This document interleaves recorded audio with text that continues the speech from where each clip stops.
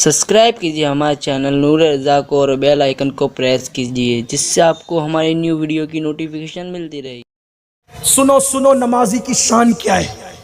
मेरे आका फरमाते हैं हदीस पाक, इसको मत ज़ाय मत करना, इसको याद रखना, बहुत खास बात। हुजूर की हर बात खास है, लेकिन हुजूर ने क्या बात बयान की है।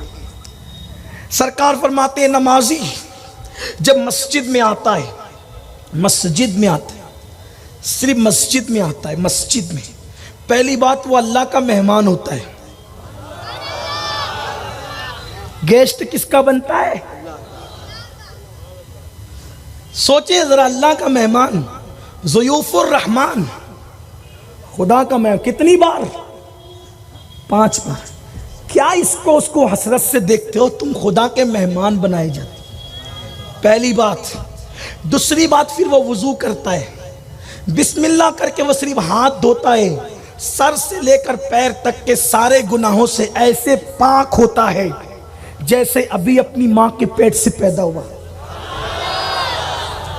क्या इकराम है कुदरत की बारगाह में नमाजी का। इसी पे बस नहीं, फिर क्या होता है जब वो अल्लाह अकबर कहता है, अल्लाह अकबर, अल्लाह अकबर, ये हाथ क्यों उठाए जाते हैं? अल्लाह अकबर, अल्लाह अकबर। जब आजिज़ी करनी होती है ना, तो इंसान किसी को यूं करते देखो तो क्या, और बड़ी आजिज़ी कर रहा है, माफी मांग रहा है, कान की लौ तक हाथ उठाए जाते हैं। हाथ हाथ कब उठाए जाते हैं? कब? जब आदमी किसी के सामने अपने आप को सरेंडर कर देता है, एक उस वक्त, और दूसरा जब कोई डूबने वाला डूबता है। अल्लाह करे आप किसी डूबने वालों को कभी ना देखो, लेकिन हमने जो अपने असातिज़ा से सुना, बुजुर्गों से सुना, जब लोगों की कश्तियां टूट जाती थी, लोग नहाते नहाते डूबते थे, कोई सहारा नहीं होता था, तो डूबने वाला हाथ उठा देता था। क्या मतलब? अब मेरा तेरे सिवा कोई सहारा नहीं है। तो नमाजी मस्जिद में आके खड़े होकर के कहता है, अल्लाह अकबर, मैंने सबसे हाथ उठा दिया है और मैं सिर्फ तेरा हो गया हूं। जब वो ये कहता है, हमें तो पता भी नहीं है कि कौन सी बात क्यों कही जाती, कौन सी बात क्यों कही जाती है, नहीं पता है। हाथ उठा दिया सबसे, बीवी से, बच्चों से, भाइयों से, बहनों से, दौलत से, शोहरत से, इज्जत से। टीचर था मस्जिद के बाहर, डॉक्टर था मस्जिद के बाहर, बादशाह था मस्जिद के बाहर, आलिम था मस्जिद के बाहर, खतीब था मस्जिद के बाहर, ये था मस्जिद के बाहर, वो था मस्जिद के बाहर। अब यहां तू सिर्फ बंदा है, बस कुछ नहीं है, तो सिर्फ बंदा है। अब तो मस्जिद में भी अपने ओहदे लेकर जाते हो।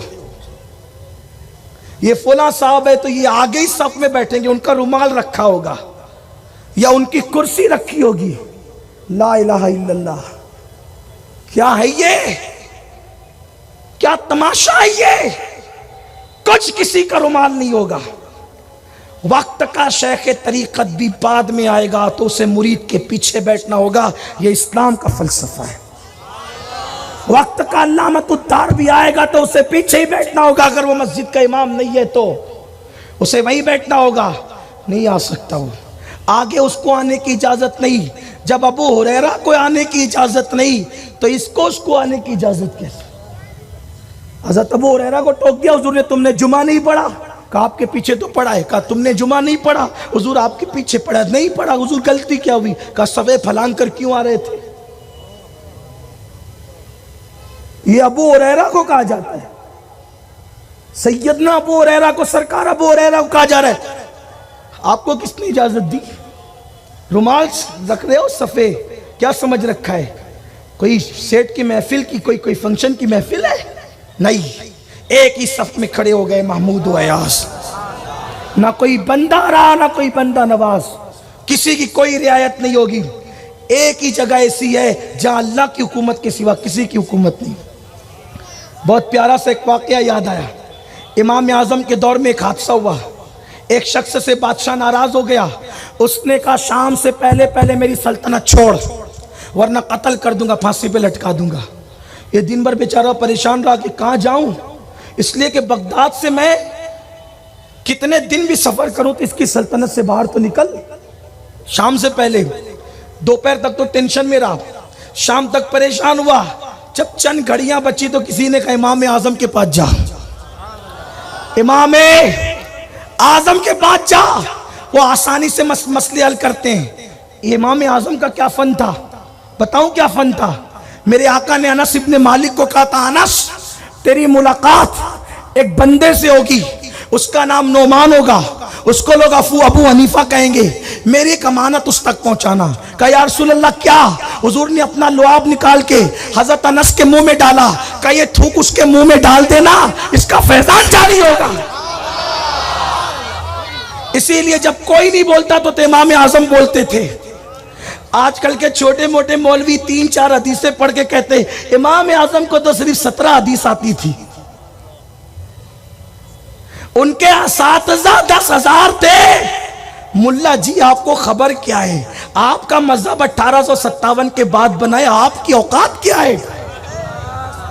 आप 17 हदीस की बात करते हो। उनके गुलामों के गुलाम मेरे इमाम अहमद रजा ने अपनी तसानीफ में जितनी हदीस लिखी है उससे 9 जिल्दें भर गई है। जब 14वीं सदी के मुजद्दिद इमाम अहमद रजा के इल्म हदीस की शान का ये आलम है, तो उनके इमाम आजम की शान का आलम क्या हो। जाए इमाम आजम के पास। वो इमाम आजम के बाद हजरत बादशाह ने कहा कि शाम से पहले पहले मेरी सल्तनत से बाहर निकल वरना कत्ल कर दूंगा। उसने कसम खाई मुझे कत्ल करेगा। कहाँ जाऊं? वह जा मस्जिद में जाके बैठ जा, मस्जिद में जाके बैठ जा। और उससे क्या होगा? आपका फतवा तो हमने देना है। मस्जिद में बैठ जा। गया मस्जिद में बैठ गया। काजी के पास मामला आया, काजी ने रुजू किया। क्या होगा? फरमाया मस्जिद पर किसी की हुकूमत नहीं, मस्जिद में बादशाह भी जाएगा तो बंदे की हैसियत से। ये है मस्जिद, ये है मस्जिद जिसे अल्लाह का घर कहते हैं। निस्बत तशरीफी हासिल है इसको मस्जिद को। सुभान अल्लाह। तो बहरहाल बात करने चला था कि मस्जिद में आ गए, अल्लाह अकबर कह के खड़े हो गए, सबसे हाथ उठा दिया। मेरे गैबदा नबी फरमाते हैं जब तुम मस्जिद में नमाज के लिए खड़े होते हो तो तुम्हारे सर से लेके आसमान तक नूर ही नूर होता है। मेरे अल्फाज में उसको यूं बयान करता हूं, जब तुम मस्जिद में नमाज के लिए खड़े होते हो तो तुम्हारे सर पे नूर का सेहरा सजाया जाता है, तुम्हारे सर पे नूर का सेहरा सजाया जाता है। यानी मस्जिद में तुम्हें रोजाना 5 वक्त दूल्हा बनाया जाता है। अब दूल्हा क्यों बनाया जाता है? जिस दिन इंसान दूल्हा बनता है उस दिन उसको कोई टेंशन नहीं होता, उस दिन उसको कोई खौफ नहीं होता, उस दिन उसको कोई परेशानी नहीं होती। जिंदगी का सबसे हसीन दिन वो होता है जिस दिन इंसान दूल्हा बनता है। नादान, जिस दिन दुल्हन मिलती है उस दिन बंदा एक मर्तबा दूल्हा बनता है, और जिस दिन वो नमाज जैसी दुल्हन को अदा करने जाता है हर वक्त वो 5 मर्तबा दूल्हा बनाया जाता है। उसके सर पर नूर का सेहरा सजाया जाता है, नूर का, अल्लाह के नूर का सेहरा सजाया जाता है। इसी पे बस नहीं, मेरे आका फरमाते हैं फिर फरिश्तों की जमात आती है और उसको चारों तरफ से घेर लेती है और उसको ऐसे देखती है जैसे तुम दूल्हे का दीदार करते हो, जैसे तुम दूल्हे को देखते हो वैसे वो देखते हैं। अब सबसे बड़ी बात ये, सबसे बड़ी बात ये, दूल्हा चेहरा सजाया नूर का, दूल्हा बनाया फरिश्ते आकर झांक झांक कर चेहरा देखते किसको? नमाजी को। लेकिन एक फरिश्ता आता है और पीछे से उसकी पीठ ठोकता है। फरिश्ता आके कहते हैं बंदे सामने देख।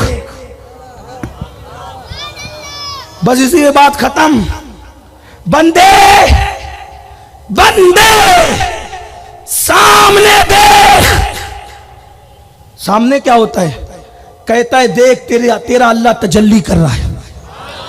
वो अल्लाह जो आने जाने से पाक है, वो अल्लाह जो आने जाने से पाक है, वो अल्लाह जो ज़मान और मकान से पाक है, वो अल्लाह उसके सामने होता है अपनी शान के मुताबिक, वो अल्लाह उसके सामने होता है और गोया नमाज पढ़ने वाला अल्लाह से बातें करता है और अल्लाह उससे बातें करता है। मेरे आका ने फरमाया कि अल्लाह उसके सामने होता है अपनी शान के मुताबिक और वो अल्लाह उससे बातें कर रहा होता है। अगर बंदा इस नमाज की हकीकत को समझ ले तो वो तमन्ना करे कि जिंदगी भर अब सलाम नहीं पढ़ूंगा, क्योंकि मेरा यार तो मेरे सामने है, मेरा रब तो मेरे सामने है अपनी शान के मुताबिक और मैं उससे बातें कर रहा हूं, वो मुझसे बातें कर रहा है। अल्लाह अपनी शान के मुताबिक, वो ज़मान और मकान से पाक है, नुज़ूल इजलाल फरमाता है,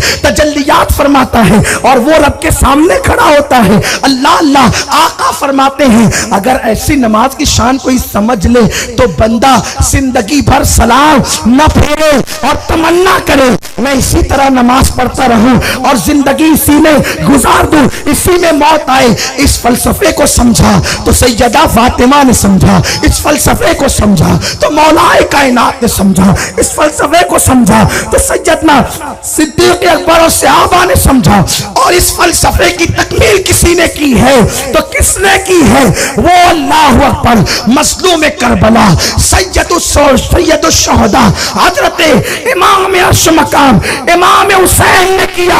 जब आखिरी वक्त आया तो सोचा कि शहादत का दूल्हा बनने से पहले कुदरत की अरूस का दूल्हा बन जाओ। अल्लाहु अकबर जिसे नमाज कहते हैं। और जब नमाज शुरू की तो हालत सजदा में आपने जान आफरी के हवाले कर दी। एक आखिरी हदीस, हम जिंदगी से प्यार इसलिए करते हैं कि वो जितनी जिंदगी होगी इबादत उतनी। साद इब्न अबी वकास कहते हैं एक बंदे का दौरे रिसालत में इंतकाल हुआ और उसके 40 दिन के बाद उसके भाई का इंतकाल हुआ। दोनों भाइयों की मौत में कितना वक्फा था? कितना? 40 दिन। दोनों का इंतकाल हो गया। बड़े भाई की लोगों ने जो पहले इंतकाल के बहुत तारीफ की। सरकार ने कहा पहले की करते हो दूसरे की क्यों नहीं करते? असल वो बहुत ज्यादा नेक था, ये भी कम नेक नहीं था लेकिन वो ज्यादा था। सरकार ने मुस्कुरा के कहा उससे इसने 40 दिन नमाजें ज्यादा पढ़ी है। जो पहले मरा, जिसका इंतकाल पहले हुआ, उससे 40 दिन की नमाजें इसने ज्यादा पढ़ी है। तुम्हें क्या खबर कि एक सजदा इंसान को कितना बुलंद करता है?